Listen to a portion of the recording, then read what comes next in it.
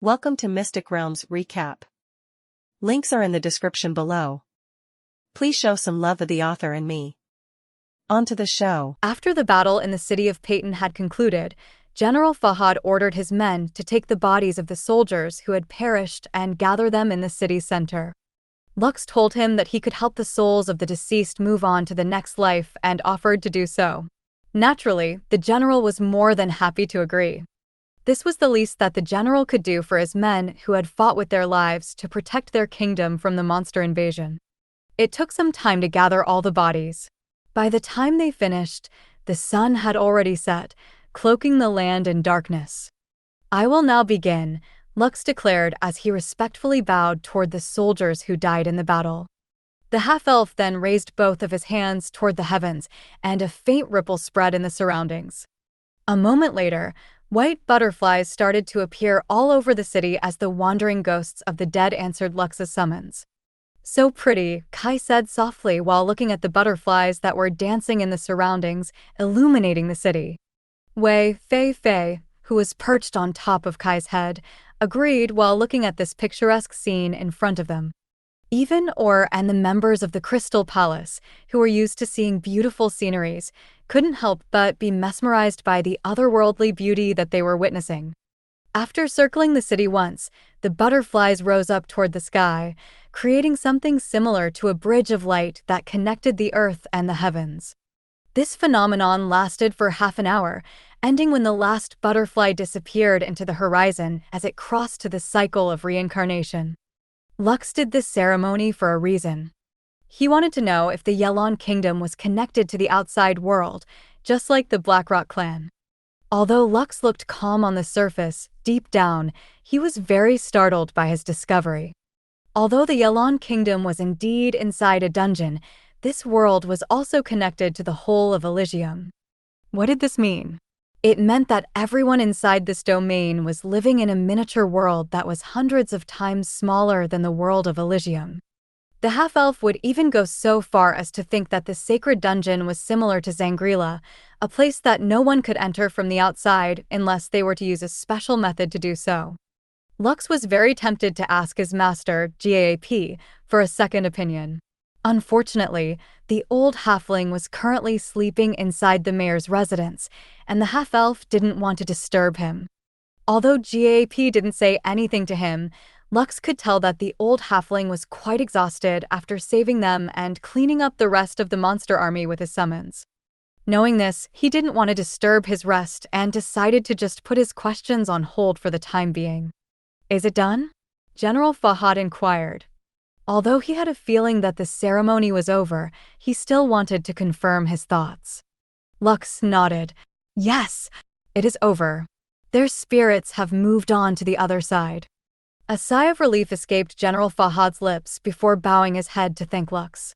Now that the spirits of the departed had been put to rest, he was feeling a little bit better, knowing that all of them had moved on to a better place. "It will take a while before our messengers reach Great General Sherlock and Great General Watson," General Fahad stated. "At most, it will take a day or two before we can pass on the message that the giant earth turtle has been dealt with." "Good," Lux replied. "I will wait until they give a reply before deciding what my mercenary group would do next."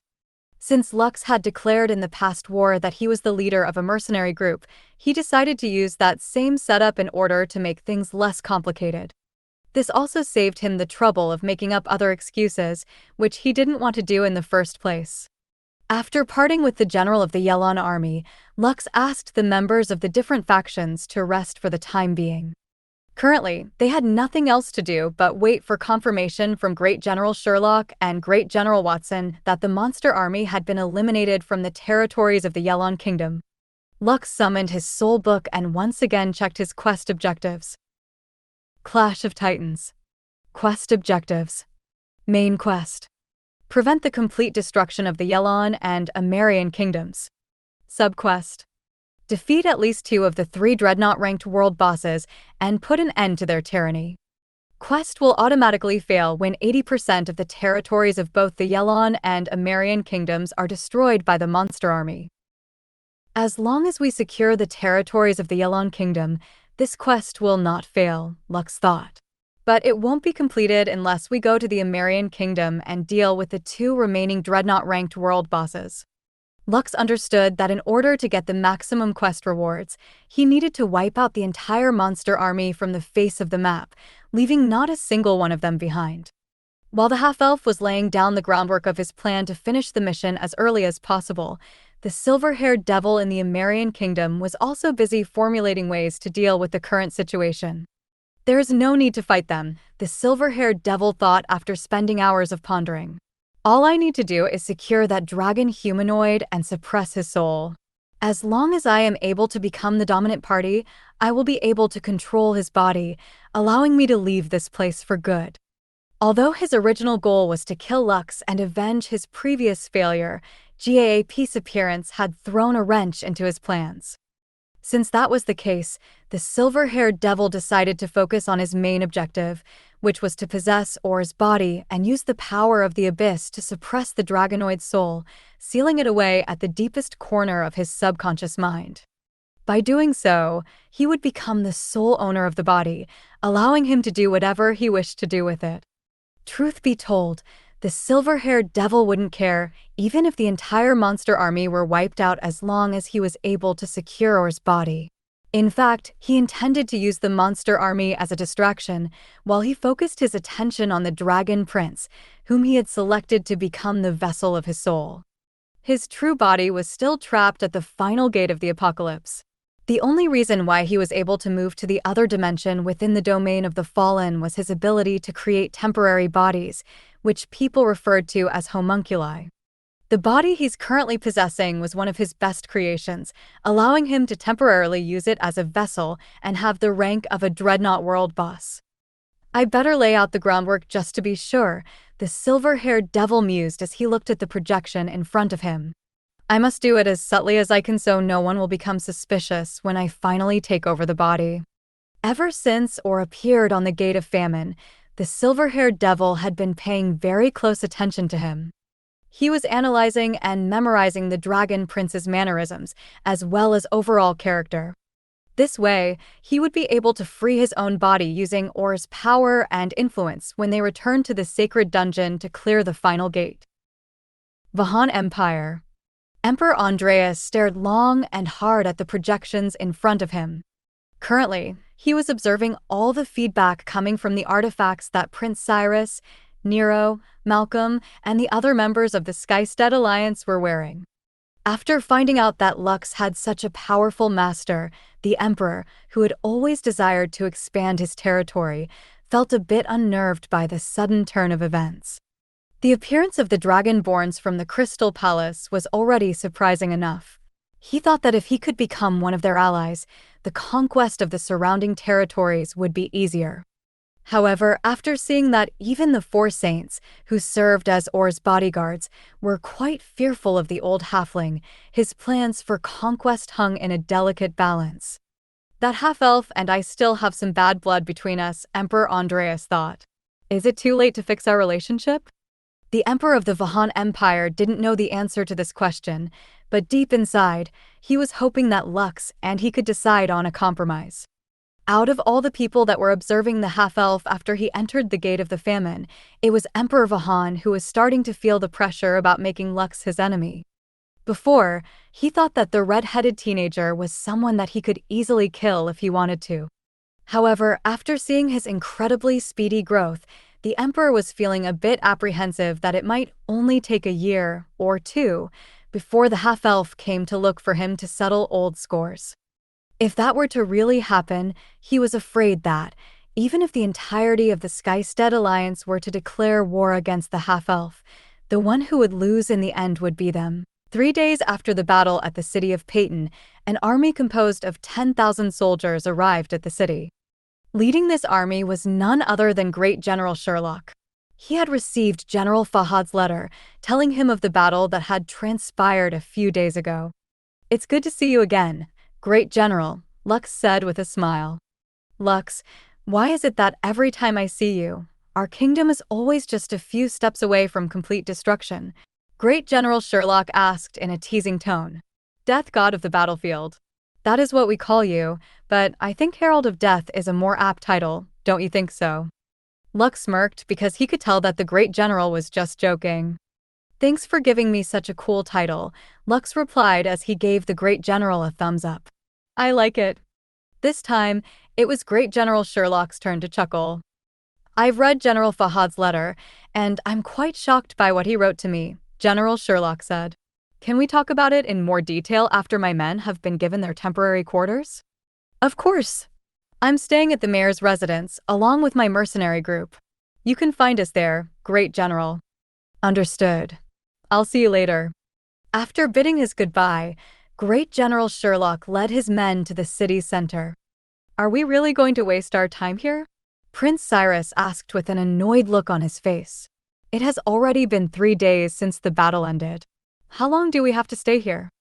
Lux glanced at the second prince of the Vahan Empire and arched an eyebrow. "No one is stopping you from leaving this place, you know?" Lux stated. "If you really want to leave, then you can go. I'm not going to stop you." "Why you?" Prince Cyrus wanted to tell the half-elf that he should stop wasting his and everyone's time. But after hearing Lux's reply, he was unable to come up with words that could force the half-elf to go to the Amarian kingdom with him.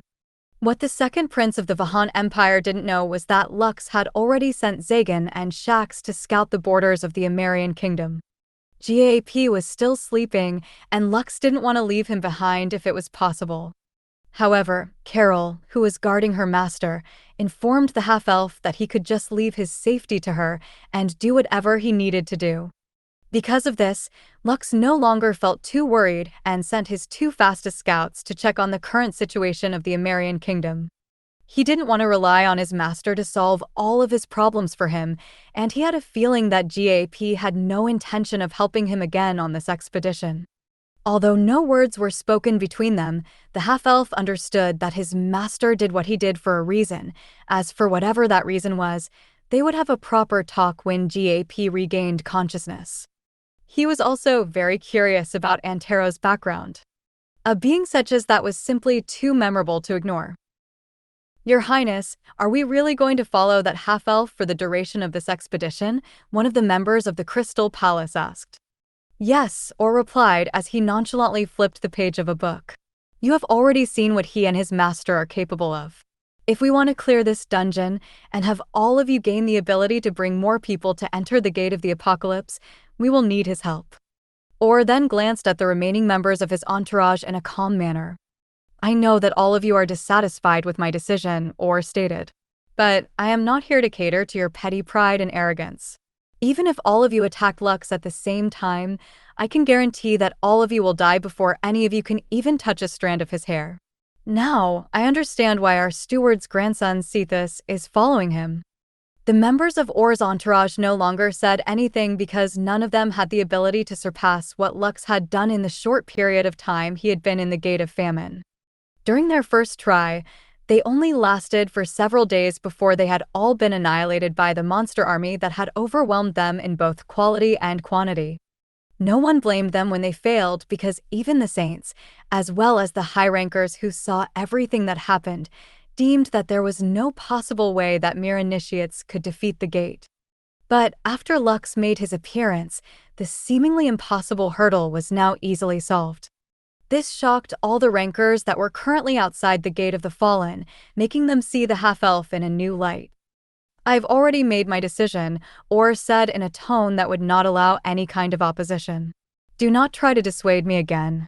Anyone who does will not be allowed to accompany me on the next expedition. Do I make myself clear?" "Yes, Your Highness." Or shifted his gaze back to the book he was reading. This was one of the records that belonged in the library of the Crystal Palace pertaining to the golem of destruction that had wreaked havoc across the land during the first invasion of the Abyssal race. Originally, he didn't think much about the history of what had happened in the past. However, after seeing Antero, he realized that being ignorant of the past might come to bite him in the present. As the future king of the Crystal Palace, he should know more about the powerhouses of the world. People whom he should form connections with, and those he couldn't afford to offend. "Mother, out of all the visions you have seen about the future, did you also see this scene?" Or thought. Before he left the Crystal Palace, his mother told him that he would meet a red-headed half-elf on this expedition in the domain of the fallen. She said that whatever happened, Or should not antagonize this person, even though he didn't look that special. Just as his mother said, Or had been paying close attention to whatever Lux was doing. He even asked the Vahan Empire for every bit of information that they had of him. Although Lux had done many amazing things, he wasn't that impressed by it. He was certain that if he faced the same trials as the half-elf did in the past, he would have also won the war against the Amarian kingdom, even if the odds were against his favor. But now, he had to correct this mindset. Even though he could also fight a Dreadnought-ranked monster alone, he was unable to fight against a Dreadnought-ranked world boss. An ordinary Dreadnought-ranked monster was nothing compared to its world boss counterpart. If the giant earth turtle hadn't appeared, Or was certain that Lux would have been able to defeat the monster that none of them could defeat at their current rank. Still, why do I feel like someone has been observing me ever since I came through the Gate of Famine this time around? Or thought. I didn't feel this way in the past. He understood that everyone was watching what was happening inside the dungeon through the artifacts they carried. However, the pair of eyes that had been watching him was different, and it made him feel as if he was truly in danger. I hope I'm just overthinking things. Or sighed. He wasn't aware that the feeling he had was on point, and even at that moment, the silver-haired devil was looking at him, even though they were miles apart from each other. We have sent several scouts to every part of the kingdom to check if there are any remnants of the monster army, Great General Sherlock said as he pointed at the map on the table. Watson had informed me just a moment ago that the scouts have not seen any monster army that could potentially harm our kingdom. Lux nodded his head in understanding. That means that the last remaining enemies are currently within the borders of the Amarian kingdom. Great General Sherlock snorted. Clearly, he had no love for the kingdom that had repeatedly sent their armies to try to conquer their lands. The half-elf also understood what the Great General was thinking. Because of this, he no longer said anything. I have also sent my own scouts to the Amarian kingdom, Lux stated. Contrary to what I expected, only the outer cities have been destroyed. Those near the center of the kingdom remained intact, but the two Dreadnought-ranked monsters seemed to have occupied the capital city. Lux knew that saying this to the Great General would not change things, but he still felt that the gnomes should know about the current situation of their greatest rival. So, what do you plan to do? Great General Sherlock asked. Are you going to poke the hornet's nest? Lux nodded. I am not doing this because I want to. Great General. You also know that just like you, I have no love for the Amarian kingdom. However, regardless of what I feel, I must go. Great Sherlock didn't know why Lux wanted to go to the Amarian kingdom just to fight against Dreadnought-ranked monsters. Still, he had known the half-elf long enough to understand that he had his reasons for doing so. Do you need anything from us? Great General Sherlock asked. If it is within our abilities, we will lend you our hand. Yes, there is one thing I need from you, Great General, Lux replied. Speak. I'm all ears. Can you give me some of your latest inventions? I'm very interested in gnome technology. Actually, I've had the opportunity to come across something like this. Lux showed him the blueprint of the magical cannons that he had gained during the battle in the Wanted Kingdom. Just like he expected, the Great General became engrossed when he saw the blueprints that Lux's Shadow Lord, Draven, managed to acquire in the enemy's camp. Their only regret was that they didn't get the chance to get the blueprint of the destroyer, which was made by the mages of the Hakka dynasty. Because of this, they were doing their best to reverse engineer it with the help of the Dryads and blacksmiths of the Blackrock clan. Even Lux's dwarven master, Randolph, was doing his best to better understand this magnificent weapon. Currently, the destroyer could only be used one more time. What they wanted was to create something similar, or even something better, that would help their guild have a trump card that could unleash an attack that was equivalent to a grand spell. Although it wasn't able to defeat Calamity-ranked monsters, it was still very possible to lethally injure Empyrean-ranked enemies if they managed to get a direct hit. These magical cannons are better than what we have invented in the past, Great General Sherlock admitted. He then closed his eyes and pondered for a bit. He looked like someone who was having an internal battle inside his head, which made Lux wonder what the gnome was thinking at the moment. After several minutes passed, the gnome finally opened his eyes and asked for Lux to follow him. After leaving their temporary residence, the gnome took him to a spacious location. "Truth be told, I shouldn't be showing this to you right now," Great General Sherlock said. "But you have saved our kingdom many times in the past, and I believe that you will not use this technology against us." The gnome then raised his hand and a magic circle appeared on the ground. A moment later, something unexpected materialized in front of them, which made Lux gasp in shock. Helicopter. Lux didn't hesitate and approached the helicopter-like vehicle to give it a closer look. Of course, it didn't look like the modern helicopters on Earth. Aside from the rotor blades that would allow the magical vehicle to fly, everything about it was different. "What do you call this invention?" Lux asked. "We call it the Blade Rider," Great General Sherlock replied. "It is the newest invention, but we still haven't used it on the battlefield. Originally, we planned to test it out against the monster army. It is made by the best minds of our nation, and we plan to mass-produce them." "How strong is this magical artifact?" Lux asked. Great General Sherlock rubbed his chin. "Currently, this can only fight against 5 monsters and below. Although they are fast, we still don't know if they are able to outfly flying monsters in the skies. We added some boosters that can momentarily increase its speed, but at most, the boost would only last for a minute. This is why this can only be used as a last resort to escape more powerful enemies." The gnome stopped his explanation before pointing at the 2 magical cannons on the sides of the Blade Rider. "Although it can only fight against rank 5 monsters at the moment, with the blueprint you gave me, it is possible to raise its firepower to be able to deal with a Deimos-ranked monster." Great General Sherlock then took out a scroll and resolutely handed it to Lux. "I pray that you will not betray my trust and use this weapon against us." The half-elf carefully opened the scroll that was handed to him, and his eye widened in shock after seeing what was inside it. It was the blueprint for the Blade Rider, which made the half-elf look at the Great General with gratitude. "Thank you, Great General," Lux said. "I promise that I will never betray your trust and put this gift of yours to good use." Great General Sherlock nodded. "Make no mistake, Lux. The only reason why I gave you this blueprint is because you have helped us time and time again. Although the blueprint of this magical artifact is precious, our people's lives are priceless. Think of it as our way of showing our undying gratitude to you for everything you have done for us." Lux once again thanked the Great General for his gift.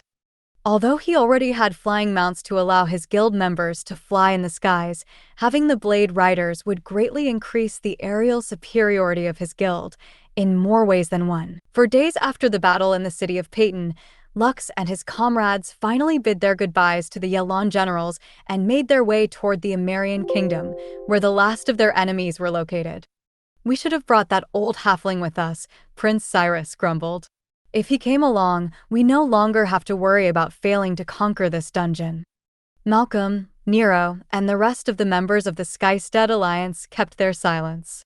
They neither agree nor disagree with their prince's statement, but inside their minds, the majority of them shared the same opinion.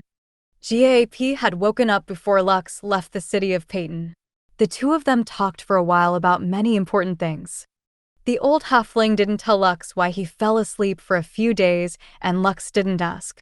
Even so, they discussed what must be done and the way on how to do it.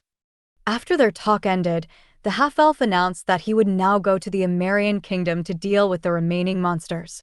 He added that those who wanted to come with him may do so, and those who wanted to stay in the city could remain behind. If this was an ordinary scenario, many would have stayed in the city in order to play it safe. However, since they were being watched by their superiors outside of the domain of the Fallen, showing cowardice was not an option. An hour later, everyone hopped onto their mounts and followed the half-elf, who was leading them to the venue of their last battle. Since GAP had stayed behind in the city, the majority of the teenagers were feeling anxious. Only Lux and his guild members weren't too worried because they believed that they would be able to overcome any situation as long as they were with the red-headed teenager. "The spirits are feeling restless," Kai commented while sitting atop of her winged serpent, Kodal. We should be careful when we arrive at the Amarian kingdom. Can you communicate with them? Lux asked while his Thunder Ward King flew alongside Kai's flying mount. Maybe they can tell you something we don't already know. I can do it, but not now, Kai replied as she gave Lux a knowing glance. The half-elf nodded because he understood what Kai was trying to say. Since there was a risk that people would find out about her real identity, the high priestess of the Rowan tribe made sure that she stayed in her boar form whenever she was in public. So far, only a handful of individuals aside from her tribe members knew about her true form. But even if I can't communicate with them, I can make a guess, Kai stated. You remember that silver-haired devil that kidnapped me? He's here. Lux's expression immediately turned serious after hearing his fiancé's words. If that silver-haired devil was really here, then this final showdown in the Amarian kingdom wouldn't go smoothly. Do you think he is one of the Dreadnought-ranked world bosses we are going to fight? Lux inquired. Kai didn't reply right away. Instead, she closed her eyes as if using her divine powers to find the answer to her fiancé's question. A few minutes later, the boar opened her eyes and shook her head. I don't know, Kai replied. But if he isn't one of the 2 Dreadnought-ranked world bosses that we already know about, then things would be a lot harder. That bastard is pretty sly. I still want to pay him back for kidnapping me back then. Lux also wanted a piece of that silver-haired bastard's face. Back then, he was still too weak to fight against him. The half-elf was confident that as long as the abyssal creature wasn't a calamity-ranked monster or a saint, he would be able to beat him to a pulp. 2 days later, they finally arrived at the border of the Amarian kingdom. It was quite evident that a fierce battle had taken place. No matter where one looked, there was destruction everywhere. Many villages, towns, and cities along the way were in ruins. Bloodstains could be seen in all directions, but no bodies were found. Clearly, the monster made sure to devour their victims, leaving nothing but the blood that dyed the ground. Let's rest here for the night, Lux said as he urged his Thunder Ward King to land in a ruined city where several houses were still intact. It will take us 1 more day to reach the capital city. Everyone, do what you can to recover your strength just in case we need to fight monsters along the way.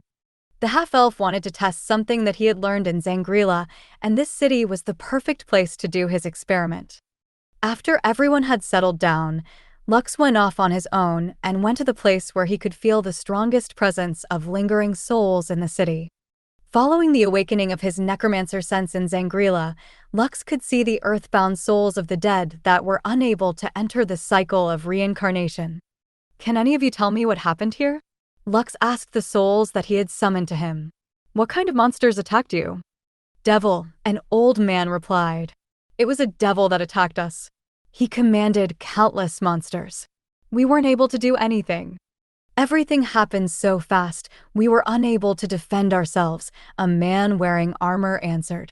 However, even if we had been warned beforehand, it would still be simply impossible to fight against them. We were outranked and outmatched. The other souls also shared everything they saw during the day of their deaths, but aside from the silver-haired devil that they spoke of, they didn't get the chance to see the other monsters that were as strong as him. I can't find my mommy anywhere, a little girl said tearfully. Can you help me find her? I've already looked everywhere. It hurts. It burns. Stop. Don't kill me. No, don't come close. I don't want to die. Some of the souls had already lost their reason and were reliving their last moments before they died. It was very painful to see, so Lux helped them cross over to the other side. But not everyone wanted to enter the cycle of reincarnation. Several soldiers and those who had helped to defend their city on that fateful day wanted revenge. There were several hundreds of them, with a few of them being rankers as well. How about I help you out on this one, Lux? Leoric appeared beside the half-elf and looked at the souls of the dead with a smile. What do you plan to do? Lux asked. Well, I plan to temporarily convert them into wraith soldiers until they finish their revenge, Leoric replied. Although they are only numbered around 500, with my ability, they will be able to instantly gain combat experience, making them more effective in battle. As the Wraith King of Zangrila, Leoric had the ability to recruit ghosts, specters, wraiths, and any other corporeal spirits into his own legion. Each member of Lux's covenant could have their own armies under them, greatly increasing the half-elf's forces without him having to do anything. "So, do you want revenge?" Leoric asked the souls in front of him. "We do. Kill those monsters. I'll avenge my family. I'll kill them all even if that's the last thing I do." "Very well." Leoric nodded. "All of you kneel." The souls all knelt in front of Lux and Leoric as if they were their sovereign. "Do all of you swear to acknowledge Lux von Kaiser as your temporary sovereign until you finish with your revenge?" Leoric asked. "We swear." "And do you also swear to defend and obey him until death takes you for the second time?" Leoric asked. "We swear." "Then I dub all of you Wraith Knights under the service of your new liege." Leoric raised his sword, and a ray of light descended upon the souls in front of him. "Rise, and until you have exacted your revenge, serve him well." "Yes, my lord." All the souls that had sworn fealty towards Lux received spectral armor, similar to what the Wraith soldiers of Zangrila were wearing when they fought against the abyssal creatures. The knighting ceremony also raised their ranks back to the peaks they had reached when they were alive, allowing these warriors to fight at their full potential. Although they were just temporary soldiers that would fight under Lux's banner, having them around would greatly bolster their current forces. Lux, who had seen Leoric's ability, pondered for a bit. GAP had told him before they left that if ever he came across a battlefield with many earthbound souls, he should ask the newest member of his covenant, the Wraith King, to make them all part of his spectral army. After seeing it firsthand, Lux finally understood how terrifying Leoric could be. As a necromancer, he could revive the dead, but the souls of the departed were still out of his reach. "Maybe I can unlock a skill that would allow me to have dominion over souls after I become a ranker," Lux thought as he had the Wraith army in front of him. Because of this, Lux decided to go to the ancestral grounds of the Necromancer with his master, GAP, in order to receive the blessing of the world as soon as possible. That way, he would be able to unlock his transcendent skills, which would truly bring out the power that he currently possessed inside his body. Or, who had secretly followed Lux, looked at the Wraith army in the distance with a calm expression on his face. Currently, everyone was depending on the half-elf to overcome the wall that was preventing them from conquering the dungeon. You're really full of surprises, Lux Or thought. A dozen members of the Crystal Palace, who served as Or's bodyguards, were also in awe at the hundreds of Wraith soldiers that the half-elf had acquired in a short period of time. Although they were still not sure whether the half-elf's undead legion would be able to overcome the disparity in numbers, they no longer felt as hopeless as they did when they left the city of Payton. "Let's go," Or ordered. The Dragon Prince gave Lux one last glance before flying back to his temporary residence to rest. Even now, he could still feel a pair of eyes observing him from somewhere. But after being subjected to this gaze for many days, he had gotten accustomed to it already. With the Wraith soldiers guarding the city and keeping an eye out for possible monster attacks, the teenagers slept peacefully despite the fact that they were currently in a ruined city where countless people had died. Perhaps it was due to how dangerous the world of Elysium and Solais was that they were able to tolerate staying in such conditions. When morning came, the teenagers ate their breakfast, after which Lux gathered everyone to tell them about the strategy that he had in mind. "All of you already know that we will be facing at least 2 dreadnought-ranked world bosses when we arrive near the capital city of the Amerian Kingdom," Lux stated. "I can effectively deal with one of them, which leaves one more world boss to contend with. In order to fight the last remaining threat, I will need your help, Or." The red-headed teenager looked at the Dragon Prince, which made the latter arc an eyebrow. "What kind of assistance do you need?" Or asked back. "As long as I am able to do it, I will cooperate with you in order to conquer this dungeon." Lux smiled as he explained what he had in mind. "When we first arrived in the dungeon, you had an artifact that allowed you to amplify the power of your dragon breath, right?" Lux inquired. Or nodded.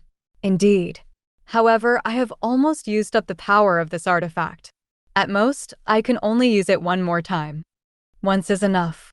However, can it amplify anything aside from your attack?" Lux wanted to know if the plan he had in mind was feasible or not. For example, if we all use spells at the same time, will you be able to amplify all of them? Impossible, or answered in a heartbeat. At most, it can amplify 2 kinds of attacks. If I attempt to amplify more than 2, the artifact will break before it can even amplify anything. Lux breathed a sigh of relief because this was the thing that he wanted to hear. 2 is fine, Lux stated. I will need you to amplify both of our attacks. I believe that if the 2 of us combine our powers, we will be able to deal with one of the Dreadnought-ranked world bosses. If we can't kill it, we can at least freeze it for the time being, giving us time to deal with the first world boss. Very well, Or commented. I will cooperate with you. Now that one of his immediate concerns was taken care of, Lux then glanced at the faces of everyone around him before explaining the next step of his plans. Just like what happened in the city of Payton, we can expect to fight against several Daimos and Argonaut-ranked monsters, Lux said. There is nothing we can do about the disparity in ranks, so all of you should focus on helping each other overcome dangerous situations. I will also be summoning the entirety of my undead legion, which might be able to hold off the monster army for a while. Our survival will rely on how fast Leoric and his Wraith Knights will be able to kill one of the world bosses. As long as he is able to defeat it fast, we will be able to overturn any situation with his help. So, I implore all of you to set aside your differences with each other. I know that some of you don't like me, and believe me when I say that the feeling is mutual. The half-elf eyed Prince Cyrus as if telling him, I know what you did last summer, making the second prince of the Vahan Empire snort. After making sure that the prince understood what he was trying to say, the half-elf continued his explanation. Right now, we are here as one and fighting on the same side. I would also like to remind you that people are watching you from the outside. If you don't do your best and hold back from using your full powers, they will know about it. Wouldn't it suck if you get punished because you look like extra baggage in the eyes of your superiors? So, if I were you, I'd go all out and ensure that we clear this mission with flying colors. Although they didn't say it out loud, everyone who was there knew that the half-elf was using blackmail in order to keep everyone in line. Even the rankers and other envoys of the different factions could only shake their heads after hearing the half-elf's words from the projections outside the Gate of the Fallen. But, having reached this far, everyone who was looking at the half-elf right now understood that he was right. If they didn't give their best, it would reflect badly on them when they returned to the outside world. Well then, there is one last thing you need to do, Lux said in a teasing tone. No matter what happens, do your best to survive. The more survivors we have, the more people we can bring when we challenge the final gate of the apocalypse. Isn't this why all of you are here? The Six Kingdoms, Skystead Alliance, and Zinner War Pact were very desperate to increase the number of candidates that they could send inside the domain of the Fallen. The Crystal Palace had a special artifact that allowed them to bypass this rule. But even then, they could only send a limited number of initiates that served as Or's bodyguards. If many of them were able to survive, then they would no longer feel so restricted or have to go as far as to negotiate with those who had the ability to enter the domain of the Fallen again. Now that we're done here, do you have any questions before we leave? Lux asked. Surprisingly, no one asked him any questions. Now that everything had been said and done, they once again embarked on their journey toward the capital city of the Amarian Kingdom.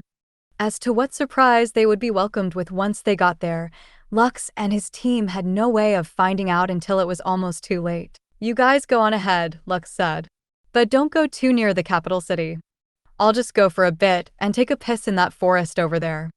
Without another word, the half-elf urged his mount, Jed, to descend into the forest, disappearing from everyone's view. Does he have a habit of peeing when things are about to get dicey? Prince Cyrus asked. This wasn't the first time the half-elf had done this, and every time he did, he couldn't help but feel like the latter was up to something.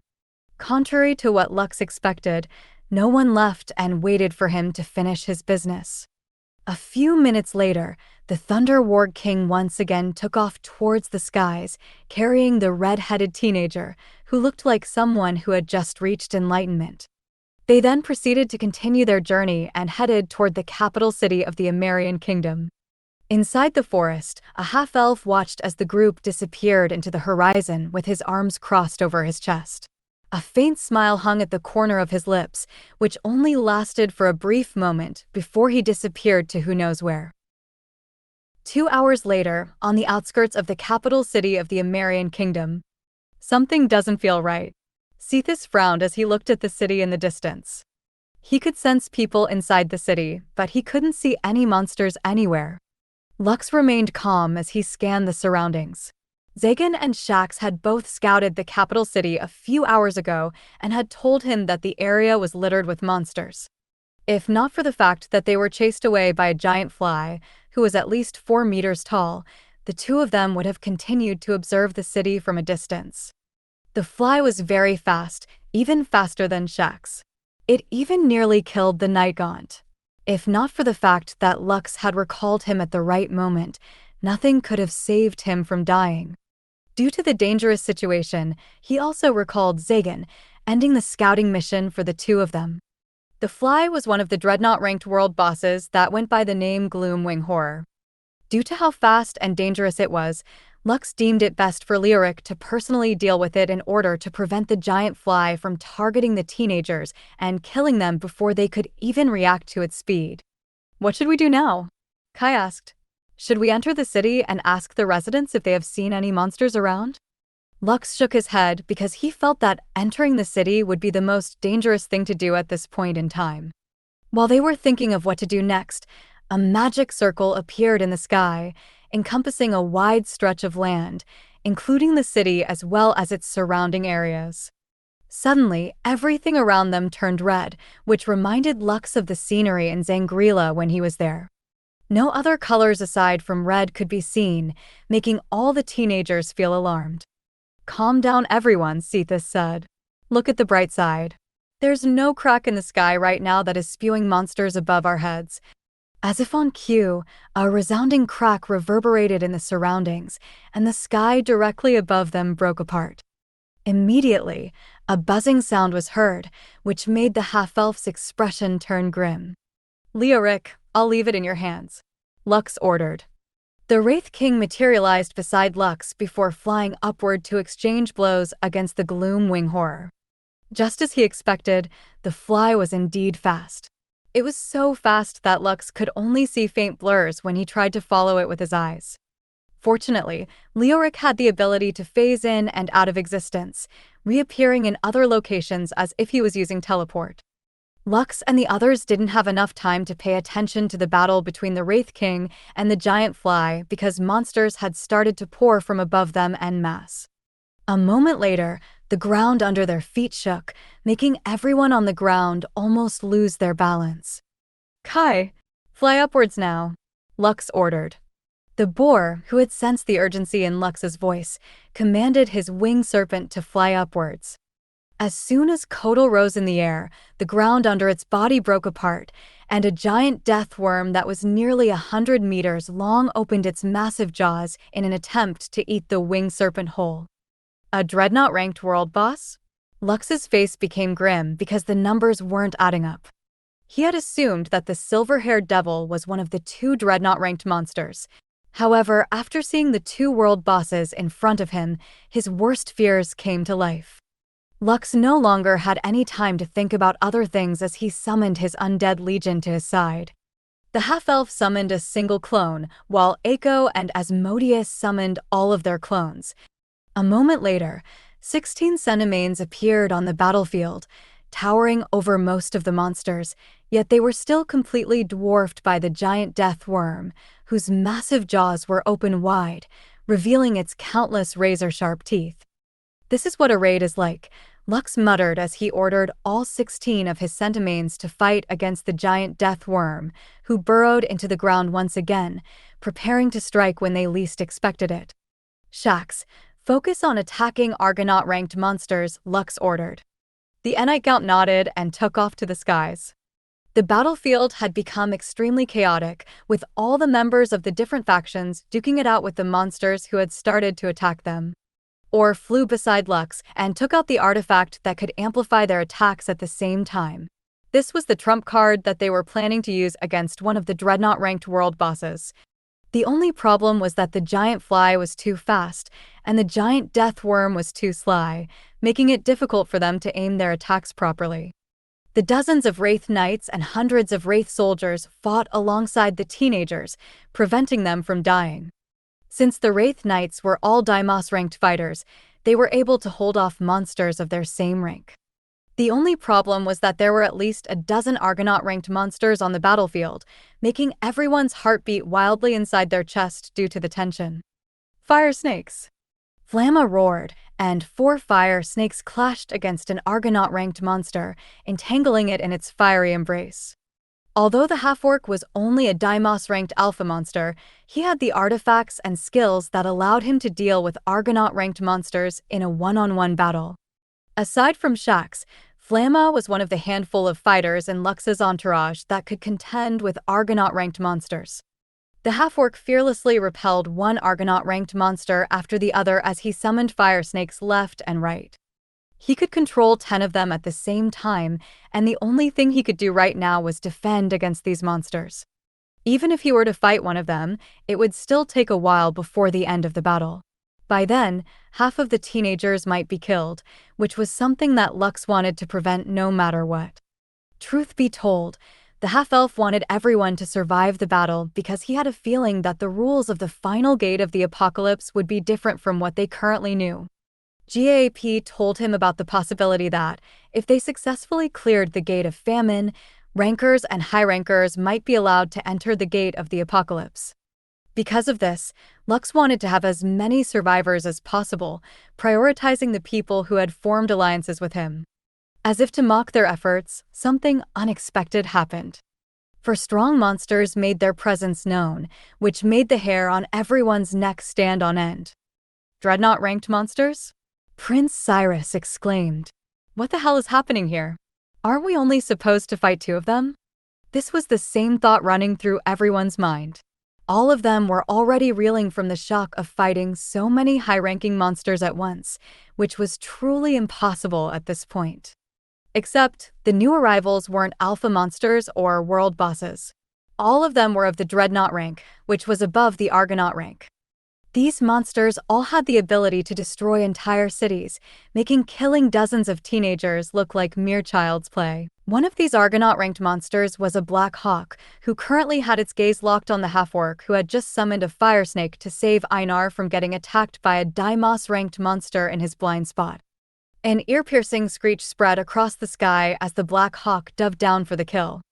Flamma, who only noticed the monster when it was only dozens of meters away from him, couldn't do anything because he was occupied, fighting against a Kobold King. If he tried to block the Black Hawk's attack, the Kobold King would certainly take this opportunity to cut off his head. If he focused on the Kobold King, the Black Hawk would definitely peck a bloody hole in his body, killing him on the spot. Whatever choice he made led to death, and Flamma had no choice but to hold his ground and fight. Suddenly, he saw something in the corner of his vision, making him grit his teeth. With one roar of defiance, the half-orc chose to block the Kobold King's slash that was aimed at his neck, stopping its sword with his war axe. Just as the Black Hawk was about to deliver the deadly blow to the half-orc, a crude spear suddenly stood in its way. A resounding clash spread on the battlefield as the Black Hawk's beak collided with the crude spear. A moment later, the Black Hawk's giant body skidded across the ground for hundreds of meters, sending monsters flying in every direction. "You little bird dare to bully my son?" A disdainful voice reached Flamma's ears, making him grin like a little kid who had just received his birthday present. Protecting his back and standing proud and tall was none other than the chieftain of the Blackrock clan and his mother, Lady Aviana. Although her mate, Barca, was the strongest among the orcs of the Blackrock clan, that didn't mean that she was weak. Lady Aviana was a dreadnought-ranked alpha monster, and dealing with ordinary dreadnoughts was something that she could do even if one of her hands were tied behind her back. "Flamma, if you lose against that Kobold King, I'll give you a spanking when you get back home," Lady Aviana said as she walked towards the fallen Black Hawk, who was trying to prop itself off from the ground. "Don't worry, Ma," Flamma declared. "This small fry is not enough to kill me." Lady Aviana nodded before raising her staff high in the air. Blackrock clan, Lady Aviana shouted. Assemble! As if waiting for that moment, loud war cries erupted in the battlefield as tens of thousands of Blackrock clan warriors bulldozed their way through a horde of monsters, tearing everything in their path apart. Upon seeing the scene, a raging inferno was lit up inside Flamma's chest, making him shout his war cry. For the clan! Lady Aviana laughed as she, too, as well as countless warriors of the Blackrock clan, chanted their war cry. For the clan! Flamma had always prided himself as one of the warriors of the Blackrock clan, but he never felt as proud of his clan as he did in this very moment when all of them were cutting through the monster army like a hot knife cutting through butter. A good distance away from the battlefield, Barca watched the battle with his arms crossed over his chest. One of Lux's clones stood beside him, paying close attention to the surroundings. "Do you think he will make an appearance?" Barca asked as he gazed at his wife and son, who were fighting side by side on the battlefield. He was itching to join the mother and child, but Lux had assigned to him a very important mission, which was to wait until the silver-haired devil appeared before he made his move. "He will definitely appear," Lux's clone replied with confidence. "The only question is when." Barca scanned the battlefield with his gaze, but even his strong sight couldn't spot any silver-haired devil flying around. This was the second time Lux had summoned him using the skill, Heaven's Call, EX, and the half-elf wouldn't be able to summon him again for at least a month using this special method. The Blackrock clan had received many resources from Lux, including draconium ores and inarium, allowing them to craft pseudo-legendary and legendary equipment, which strengthened their warriors' performance significantly. Because of this, they were more than happy to lend their hands to the half-elf, especially during this crucial moment. In the distance, the giant death worm resurfaced, eating one of the Centimanes whole in the process. Lux had used one of his 100-armed giants to lure the giant death worm out of the ground in order for him or to deal it a devastating blow. Without even making eye contact with each other, the Dragon Prince activated his artifact before opening his mouth wide. Lux, who was hovering a few meters away from him, also opened his mouth wide at the same time. An image of a giant crystal dragon appeared behind the half-elf as he prepared to unleash one of his strongest attacks, the Peerless Dragon Strike, EX, which he could only use once a day. At the same time, as if they had already done this numerous times in the past, the two teenagers simultaneously unleashed their breath attack, which was amplified by Or's special artifact. Crystal Dragon's Breath. A brilliant and misty dragon's breath flew towards the giant death worm, whose skin was so thick that normal weapons couldn't even put a dent in it. Perhaps sensing that its life was in danger, the death worm hurriedly tried to dig into the ground, escaping the breath attack. Unfortunately for it, its action was a bit too late. The combined crystal dragon breath slammed against the giant death worm's body, making it shriek in pain. Lux and Or raised the output of their dragon breaths, squeezing every ounce of draconic energy they had in their body to ensure that the giant death worm would turn into a crystal statue. While this was happening, a brilliant flash of light erupted in the heavens, nearly blinding everyone on the battlefield. Because of this, Lux and Or were forced to stop their attacks in order to shield their eyes from the light that came out of nowhere. In that brief moment in time, when everyone was unable to see, the silver-haired devil made his move. He had been waiting for the right opportunity to initiate his plan. And now that any opportunity presented itself, he was more than willing to take the chance in order to obtain freedom. When the blinding light receded, Lux looked in front of him and saw that half of the giant death worm had turned into crystal. Unfortunately for them, only its lower half had been hit, instead of the upper part where the head was located. If only they hadn't been forced to stop their attacks due to the sudden brightness that enveloped the surroundings, they might have been able to turn the worm's whole body into a crystal statue. The giant death worm then slammed its head against the ground, digging deep in order to prevent itself from getting attacked again. "We almost got it," Or Lux said with disappointment. "Why yeah," Or replied as he looked at his two hands before clenching them together into tight fists. "Don't worry about it. We will deal with the small fries first." "Right." Lux nodded as he gave the dragon prince a glance. How about you and your subordinates reinforce the members of the Skystead Alliance over there? They sure look like they badly need some help. Or smiled and gave Lux a brief nod. Very well. Leave them to me. The dragon prince was about to fly in the direction Lux had pointed to when he suddenly found himself crashing towards the ground after getting hit by an attack from the back. Or's subordinates gasped in shock as they looked at the half-elf that had turned into a lightning bolt and executed a dropkick on their prince's head, just as Or was about to hit the ground. This created a 100-wide crater, showing how strong Lux's attack was.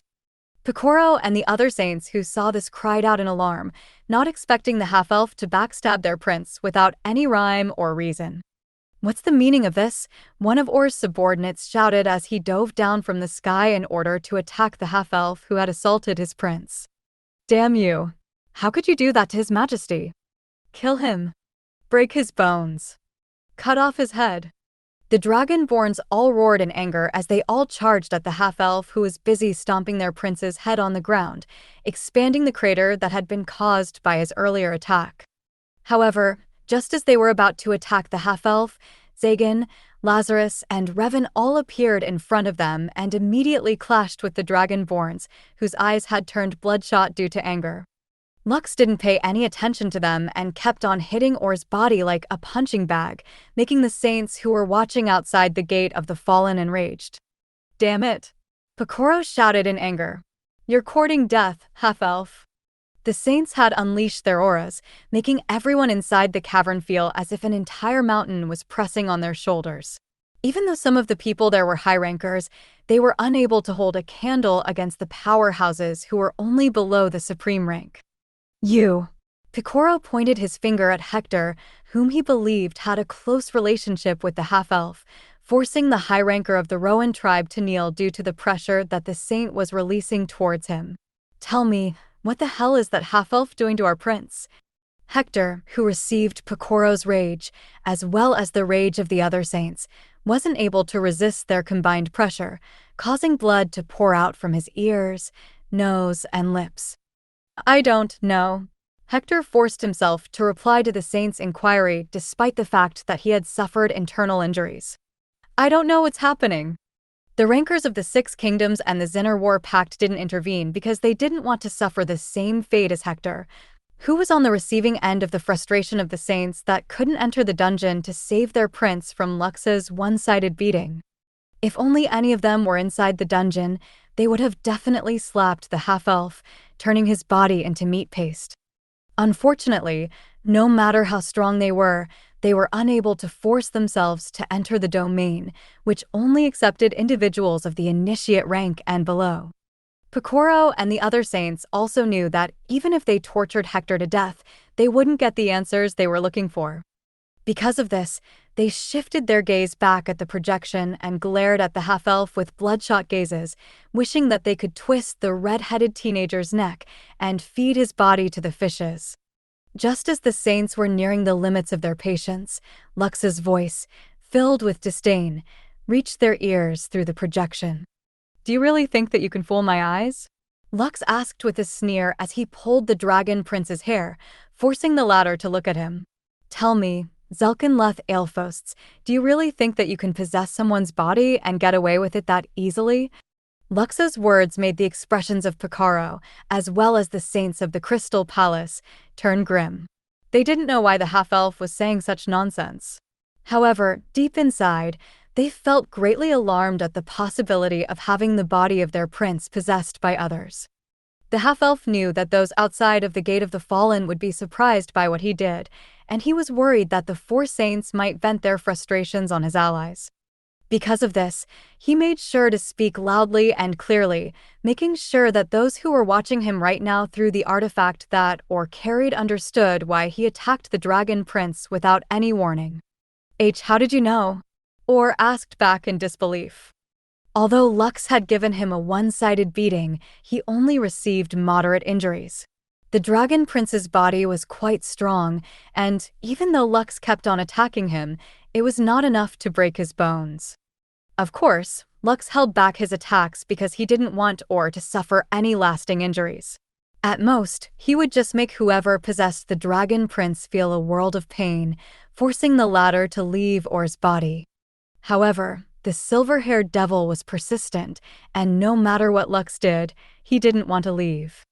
This was his one chance at freedom, so even if the dragon prince died, he would not leave his body no matter what.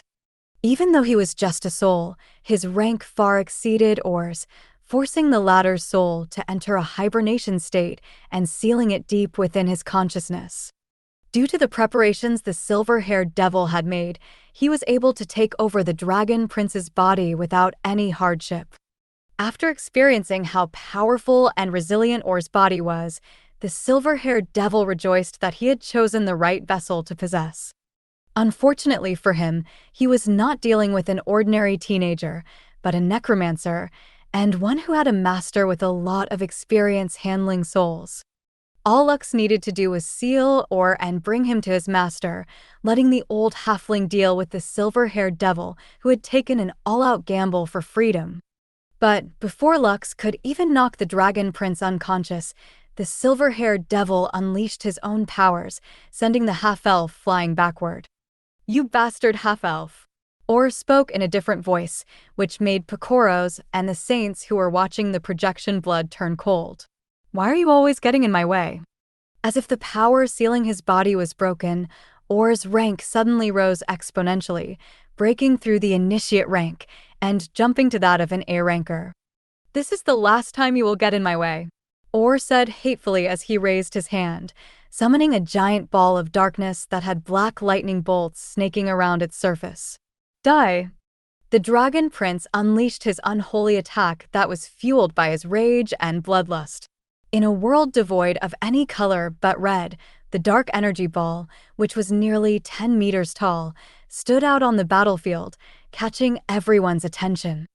The silver-haired devil had failed to kill Lux when he sent him directly to the void the moment he entered the Gate of Famine. Although he didn't know what happened during that time, he decided to just kill the half-elf with his own hands to get it over with and ensure that the red-headed teenager would be erased from the face of the world. The silver-haired devil, whose name was Zelkenleth Aelfosts, sneered at the half-elf as his strongest attack was about to collide with the red-headed teenager's body. He had hated Lux since the first time the latter got on his way and had long been dreaming to kill him with his own hands. Although things would be a bit complicated once he exited the dungeon, he was certain that he would be able to keep Or's body as long as he timed his escape properly. However, before that could happen, he had to eliminate all the bastards who were getting in his way, and he would start with the one he hated the most first. But just as his attack was about to obliterate the half-elf, a ferocious dragon roar spread in the surroundings. The dark energy ball suddenly dispersed, shocking Zelkin, who was already celebrating Lux's demise. "How dare you!" A growl filled with intense rage reverberated in the surroundings, making the silver-haired devil subconsciously shudder. Hovering in front of Lux was a dragon token that was being enveloped by golden lightning bolts. "I'll kill you!" Kiyosa's hateful roar made the land shake, creating large cracks that extended in every direction. Suddenly, the red environment shattered, similar to tens of thousands of crystal cups breaking at the same time. The sky, which was clear a while ago, was covered with dark clouds, and golden lightning rained down from the heavens, instantly killing any monsters that were unlucky enough to get hit by it. A few meters above Lux's head, a giant silhouette of a crystal dragon, who was at least 100 meters tall, looked down at the silver-haired devil that had possessed the dragon prince. His Majesty Kyoza! Picoro shouted in both awe and excitement as their one true king finally made his appearance. The other saints shared the black-scaled dragon-born's feelings, making them rejoice in their hearts. They had been looking for their king for the past century, and they had exhausted every means at their disposal to find him. However, no matter how far their search extended, they were unable to find any clues about where they could find their king, who had disappeared without a trace. As if sensing the presence of his mortal enemy, Zelkin decided to flee. However, before he could do that, a giant transparent dragon claw snatched him from the sky, holding him in a vice grip. "Just where do you think you're going?" Kyoza locked his bloodthirsty gaze on the silver-haired devil, making the latter cry out in pain. The crystal dragon's claws were coated with divine power, which was very fatal to abyssal creatures. The crystal dragon was directly attacking the silver-haired devil's soul instead of Or's body, making the abyssal duke scream in pain. If you kill me, I will make sure to kill this dragon prince's soul as well," Zulkan shouted in desperation. "I will take him with me to the afterlife."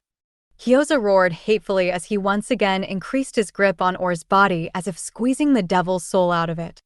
"You think you can trick me, you despicable creature?" Kyoza sneered. "I wasn't born yesterday." The crystal dragon once again increased his grip with the intention of crushing the silver-haired devil's soul inside Or's body. Lux watched this from the side with a calm expression on his face.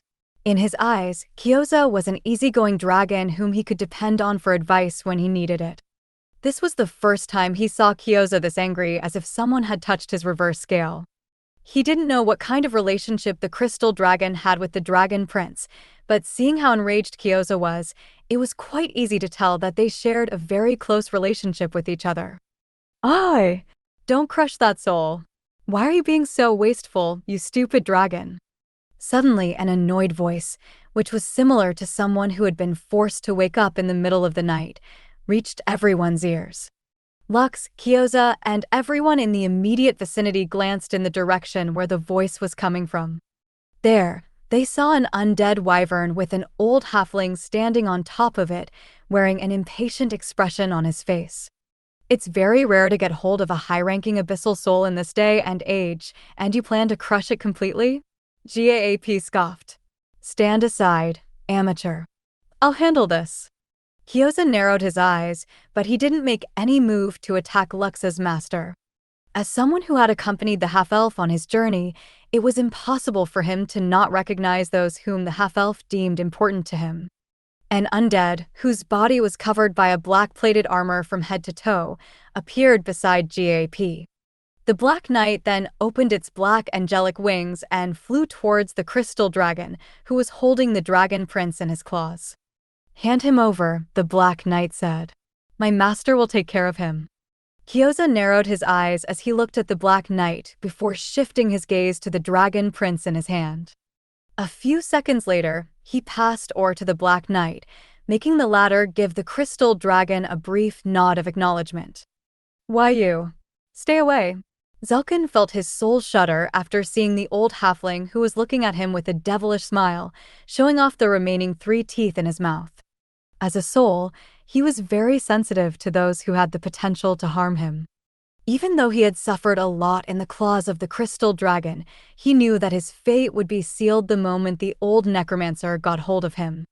In one desperate attempt, he decided to destroy Or's soul in order to have someone accompany him to the afterlife. Although killing people inside the dungeon would just teleport them to the entrance of the Gate of the Fallen, having their souls extinguished would lead to permanent death, leaving only a living shell that housed their souls when they were alive. Zulkan could have succeeded in his double suicide attempt if he were dealing with an inexperienced necromancer like Lux. But in the face of a true master like the halfling, his attempts were futile. Gaap had already anticipated that the silver-haired devil would try to destroy Or's soul, which he had sealed deep inside the dragon prince's consciousness. The old halfling had seen many who had attempted to do this in front of him, but none of them succeeded. With a single wave of Gaap's hand, the silver-haired devil's soul was instantly expelled from Or's body. In that brief period of time, Zulkan knew that it was a do-or-die situation, so he immediately created a small dimensional rift in front of him that would allow him to escape to the Gate of the Apocalypse, where his true body was sealed. The final struggle of a corrupted soul, Gaap said softly as misty black tentacles shot out from his body. "Unfortunately for you, it's game over the moment I placed a mark on your body." Zulkan's soul had managed to enter the dimensional rift, but it was quickly followed by the shadowy tentacles that Gaap had unleashed to capture the Abyssal Duke's soul. A few of the tentacles prevented the dimensional rift from closing, while the rest hunted down the fleeing Abyssal soul, who planned to return to its true body as soon as possible. Half a minute later, A screaming and struggling soul was pulled out of the dimensional rift, which immediately closed as soon as he was successfully captured. GAP looked at the screaming soul in front of him with delight, as if he had found a new toy. Too noisy, GAP chuckled before he slapped the soul with his wooden stick, causing the silver-haired devil to go into a daze. The old halfling then placed his wrinkled hands over the Zelkan's head, making the latter writhe like an earthworm that had been sprinkled with salt. This scene lasted for a full minute before the abyssal soul stopped moving completely. GAP then calmly took out a crystal ball from his storage ring, which he used to suck the unmoving soul inside it. Another one added to my collection. GAP chuckled as he grinned from ear to ear, admiring the crystal ball like one of those wealthy collectors who were passionate about their hobby. A moment later, the old halfling stored the crystal ball back into his storage ring and looked at the still unconscious dragon prince, who was being carried by one of his servants.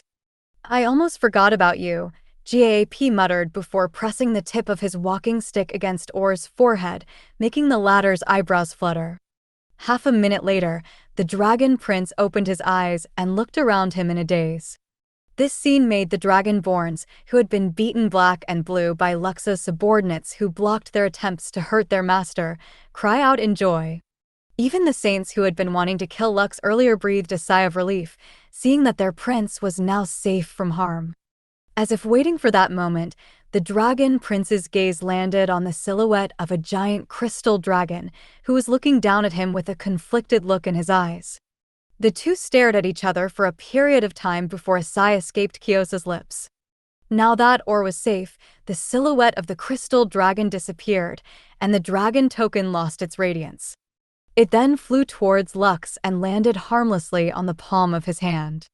The half-elf stared at the token in his hand before shifting his gaze back to Orr, who was looking at him with the same conflicted look that Kyosa had earlier. When Kyosa had made his appearance, the Crystal Palace and those affiliated with it had finally been able to see their missing king, who had suddenly disappeared when the world needed him the most. "See, can you guys stop trailing behind me like ducklings?" Lux complained as he finished killing a kobold knight. "All of you are creeping me out. There are still monsters to clean up, and all of you are following me like loan sharks." Orr, as well as the initiates of the Crystal Palace, were also killing monsters. But whenever Lux moved to a new location, they followed him like chicks following a mother hen. Deep inside, the half-elf was cursing Kyosa, who for some reason had become completely silent, no matter how many times he called out to him. "We're not following you," Orr replied. "We just know that fighting alongside you is more efficient." "That's right.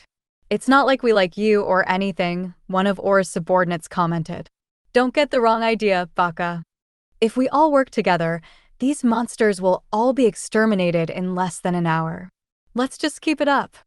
You know what they say, alone, we can do so little. Together, we can do so much. In union there is strength." "Yeah, while you're at it, can you hand over that dragon token we saw earlier? I'd like to take a good look at it." "Me, too. Me three. These mofos are really getting on my nerves." Lux wanted to slap the dragonborn silly for suddenly becoming chummy with him. Earlier, they were like oil and water unable to mix, but now, the oil was forcing itself to mix with the water, giving Lux a headache. The half-elf sighed before glancing in the direction of his master, who was busy drinking some tea with Barca. The heavy hitters were just chilling while the teenagers were busy killing. They didn't want to lower themselves to fight against small fries. Barca's role was to deal with the silver-haired devil. However, since GAP had already dealt with him, the half-orc just watched from the side, while his entire clan helped decimate the monster army. Baranar and the other orc warlords were busy storing the beast cores of the monsters they killed in their storage ring, making the corner of Luxa's lips twitch. Instead of a raiding army, they were like bandits taking beast cores and monster parts right under the half-elf's nose. Still, Lux didn't say anything because he did call for their help. "Momu. Eiko jumped up and down on her papa's head after seeing that her precious beast cores were being taken by everyone. "Go, Eiko," Lux stated. "Just be safe, okay?" "Pa." Eiko replied before jumping off Lux's head and summoning her slime army, as well as her undead terrorist squad in order to get as many beast cores as possible. She and her clones even summoned 6 Centimanes, and their only purpose was to get as many beast cores as possible. Truth be told, the orcs were not the only ones who were doing it. All the teenagers had thrown their caution into the wind and started to farm as many beast cores as possible. They didn't usually have the opportunity to get so many beast cores in one mission because all their gains would usually be sent to their kingdom's treasury or their guild's treasury, leaving only a few resources within their possession. Simply put, this was like an all-you-can-eat buffet, but instead of food, you ate beast cores. Prince Cyrus cursed out loud after seeing the baby slime's shameless tactics. Damn it! How can we possibly win against those giants that have hundreds of arms? Prince Cyrus cursed out loud. They are plucking beast cores like they're just plucking grapes. Even the Deimos-ranked and Argonaut creatures felt that it was no longer worthwhile to stay and fight, so they started to flee one by one. Unfortunately for them, Lady Aviana, Baranar, and the orc warlords, who were all dreadnoughts, didn't let a single one of them escape. The Blackrock clan had suffered greatly in the war against the Hakka dynasty, and in order to regain what they had lost, they would need a lot of resources to strengthen their warriors. What better way to do it than to amass a large number of beast cores in order to boost their ranks? Back in the days, I used to hunt manticores alone, Barca said after drinking his cup of beer. But I took an arrow on the knee. One thing led to another, and before I knew it, I already had a son. Ah, youth, GAP said softly. When I was young, I was very popular with the ladies in my village. But I wanted to see the world, so I left, breaking the hearts of many. Thinking back, I should have enjoyed life more and left a few sons and daughters behind. I'm already old, so I'll just treat Lux's kids as my grandchildren. Do you want another cup of beer? Don't mind if I do. The two powerhouses enjoyed their bro moment together, while dying screams spread throughout the surroundings. Both of them had seen their fair share of battles and were already used to death and destruction, even thinking the noises around them as nothing more than background music that enhanced the flavor of their beer. 1 hour later. Congratulations! You have completed the mission Clash of Titans. Quest rewards. 10,000,000 gold coins. 2 random rank 5 skill books that matches your profession. Plus 20 additional skeleton gangbangers, total 340. Plus 20 additional skeleton arcane hunters, total 340. Plus 20 additional elite spirit protector, total 170. Plus 20 additional plague wing gargoyles, total 100. Plus 10 additional liches, total 60. Plus 10 additional steel golem, total 70. 1,000 reputation points with the Crystal Palace. 500 reputation points with the Six Kingdoms. 500 reputation points with the Zinner War Pact. 200 reputation points with Karshvar Draconis. 200 reputation points with the Skystead Alliance. Bonus rewards. Your Doppelganger, EX, will evolve into Doppelganger, SSR.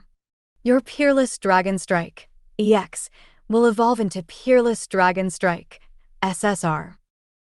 Doppelganger, SSR. None of your clones will disappear unless you unsummon them, or they have been killed. All clones will have 75% of your max health. All clones will have 75% of your total physical and magical damage. You can now swap places with any of your clones anytime you want to. The maximum range for this ability is 100 miles. Peerless Dragon Strike, SSR. Create the illusionary image of any type of dragon behind your back and use one of their signature abilities. You can now use this ability 3x a day. Lux sighed in relief because the mission was now over. However, after reading the information about the rewards he received, another notification appeared in front of him, as well as everyone in the dungeon who had survived the battle. Hidden Quest. The Gate of the Apocalypse. Against all odds, all of you had conquered the gates of death, famine, war, and conquest. Because of this, you have been granted permission to enter the Gate of the Apocalypse. Sea Rankers and below may now enter the domain of the fallen as well as the Gate of the Apocalypse. The Gate of Apocalypse will open its doors exactly 30 days from now. Until then, the gate will remain closed until the designated time has come. No one will be able to enter the domain of the fallen during this time period. The teenagers who saw this message all cheered, especially those that belong to the Six Kingdoms, Zinner War Pact, and Skystead Alliance. Since the very beginning, these factions were eyeing the resources inside the domain of the fallen. Unfortunately, their candidates were unable to gather these precious resources because they were simply too weak to fight the Deimos and Argonaut-ranked monsters that roamed the domain. Lux, who saw this message, chuckled internally because even if the other factions were to send their rankers to loot the domain of the fallen, they would not find anything except for the scraps that were left behind by the two saints, who had taken everything of importance from it. Thank you for watching Mystic Realms Recap. Please like, share, and subscribe.